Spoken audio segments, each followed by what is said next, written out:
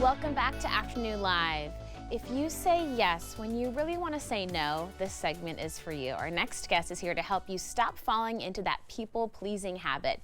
Here with advice, we welcome life coach Robynne Weaver. Thanks for being here. Thanks so much for having me. Are some of us with the best intentions pleasing other people so much that it's actually hurting ourselves sometimes? We are. I know that I've done that a lot throughout my life and career. It comes from a place of kindness, hopefully. It does. I think we need to drop the shame around people pleasing because it's totally normal. We all want to be good. We all want to please others. We all want to do a good job.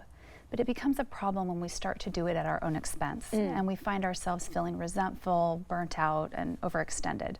You've got some great tips for us to hopefully stop some of those cycles, beginning with noticing your own patterns. What should we be looking for? Yeah, so a lot of us people please not just at work, but with our families, with our parents, with our significant others. And I think it's important to bring some awareness around our people-pleasing behaviors so that we can start to break the habit. And it really is just a habit. Yeah. So often we hear someone say, I'm a people pleaser. Well, you're not a people pleaser. You're a person who's engaging in people-pleasing behaviors. Oh, okay. So who do you people please with the most? What are the situations in which you're people pleasing and why? Right. Sometimes I find myself worrying so much about somebody's reaction to something. Is that something to kind of keep tabs on? Absolutely. Yeah. Often we're so worried about disappointing others that we avoid conflict or we go with the status quo instead of just speaking up for ourselves honestly. Yeah.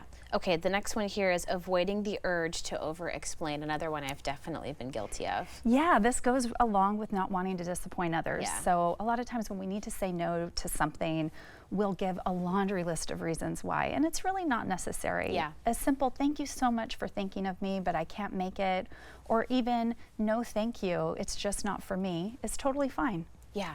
Sometimes when you get a no response from someone and it comes with a lengthy explanation, you're kind of like, I didn't need all that anyway, but you understand their intention was to be kind. Absolutely. Okay, the next one here is stop playing the hero or the manager. Tell me more about what that means. This is a really big one for women especially. Yeah. So many of us will fall into the role of hero or manager, especially in our interpersonal relationships. And we do it because it's just easier for us to take more on and to make things easier for everyone else. Yes. But when we do that, we're really not allowing others to learn and grow through trial and error and to be responsible for their own outcomes. And that's not helpful to everybody else either if we just keep taking on more responsibility. Are there certain situations or scenarios that you find pop up often in terms of, especially with women, overdoing it on the people-pleasing behavior? Yeah, absolutely. A lot of the women I work with are high-achieving professionals, and they'll take on more and more and more without setting boundaries for themselves. And by extension, they start to model that behavior for their teams. And then it's kind of a domino effect that goes down the ladder.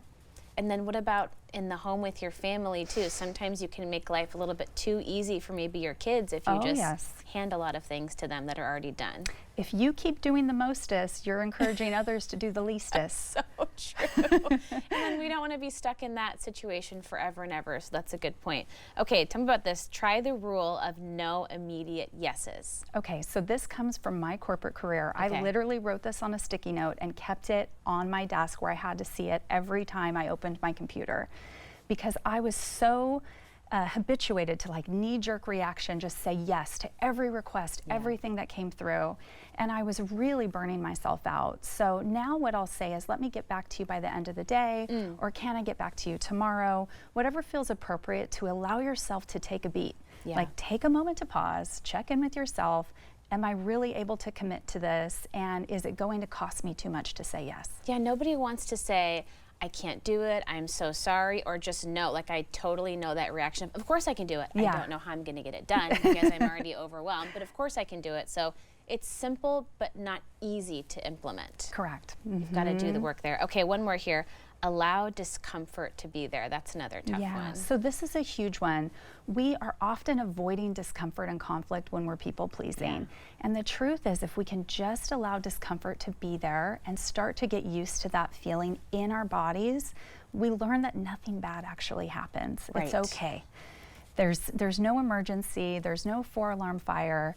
And over time, it becomes easier and easier to break the habit of people pleasing. Sometimes those big reactions from your loved ones that you were worried about by giving the answer no to something, they never really come because people who support you generally understand if you actually can't do something. Exactly. They trust your no and they trust your yes. Yeah. What if you do find yourself in a situation where you're trying to set a new boundary and you do get pushback from somebody? How do you handle that gracefully? Honestly, I'll just say I'm trying to work on my boundaries. Yeah. And this is why I'm doing it. This is why it's important to me. And I think if that person really loves, supports you, cares about you, they'll support you in that decision as well. That makes a lot of sense if you just explain it in simple terms to them. And then if they don't come along the ride with you, then maybe you can have another assessment of that relationship. Exactly. Yeah, exactly. It's a totally different conversation. This was great stuff. Thank you so much for sharing with us. Thank you for having me. Of course, great chatting with you. We will have more information on our website at katu.com. We'll be right back with more Afternoon Live right after this.